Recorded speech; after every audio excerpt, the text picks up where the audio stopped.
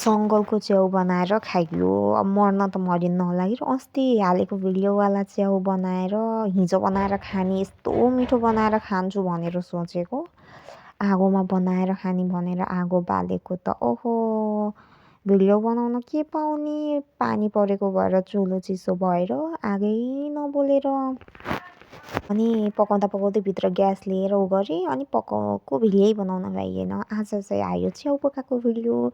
सुरुमा हालेँ प्याज पहिला चाहिँ ज्वानो र जिरा फुराएको थिएँ त्यसपछि प्याज अनि पिसेको टिमुर मसला हालेँ। टमाटर नभएर फेरि अर्को बिजोको लोकल टमाटर रहेछ 3टा त्यही हालिदिएँ। त्यसपछि गयो हाम्रो च्याउ।